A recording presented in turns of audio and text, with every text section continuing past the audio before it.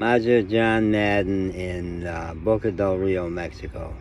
I never watched the MacGyver show on TV, the old one, and I guess there's a new one.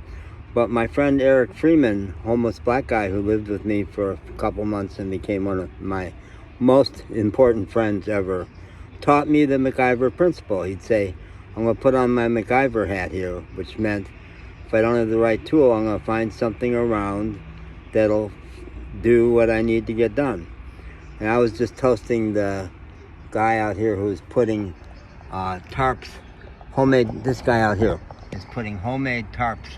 It's a hot day on the 16th of February in front of the Carl's Jr. here. And he is putting homemade tarps on the windshields of people. Just pieces of cloth with strings attached to them. He ties them to the windshield. Here he comes. Hustling, hustling, hustling. And people give him tips when they come out. They're really happy that their car is not hot.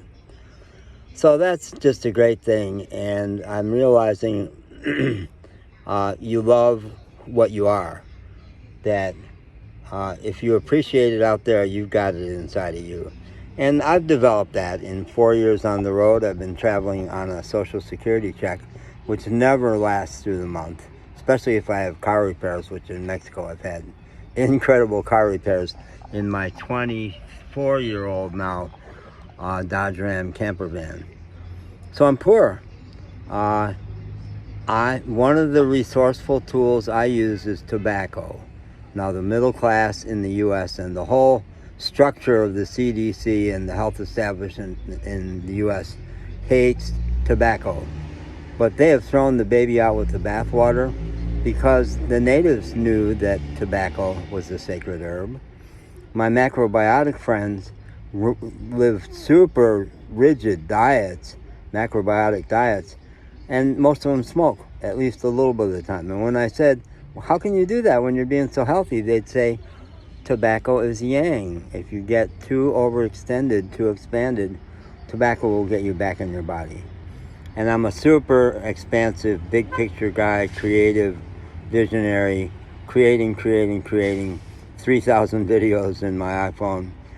And I have to use every tool at my command to ground myself, to stay in my body. So one of the tools I use is tobacco. Now, part of the craziness in the U.S. is that they've tried to get people healthy by taxing the hell out of cigarettes, which, okay, the middle class and upper middle class, they'll get an extra massage therapy or go to see a stress management counselor. Poor people can't do that.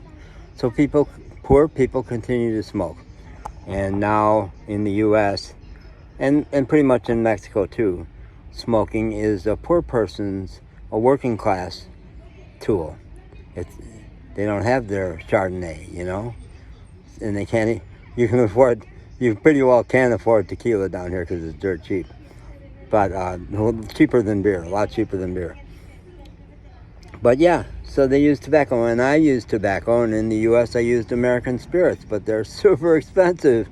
You can pay in Appalachia, tobacco country, you'd pay $8 a pack instead of $3 or $4 for Pall Malls and cheap shit cigarettes. In Chicago, you'd pay $12 to $14 to $16 because Illinois has so much tax on tobacco. Mexico, they don't do that. They tax it just like everything else. So cigarettes are cheap. But still, if I get hit by a brand new replacement engine in my car, which I just did a couple months ago, I can't afford even that. So what I do, I like my cigarettes strong. I rip the filters off.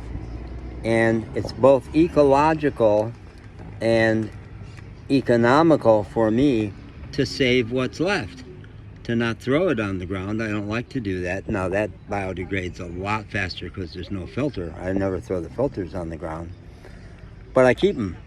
And then I picked up a cheap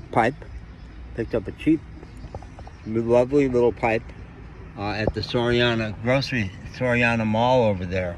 There was a woman at one of the kiosks selling these really lovely pipes, and it was cheap. So I smoked those. So principle, I just added a new principle for my How to Be Happy package, which is secret number 23 is be resourceful, develop your resourcefulness, use whatever's around, put on your MacGyver hat, keep thinking.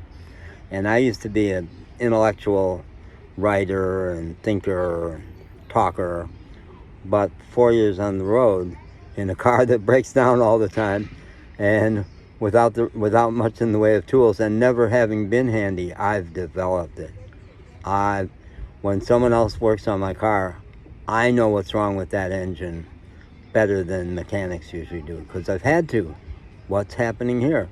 I even diagnose other engines. I never took a shop course in my life, but my hearing has gotten extraordinarily good. So cars going by on the road, I'll say, there's one of their cylinders is missing. I do, because that's how grounded I've gotten. Okay, thank you. Buenas tardes.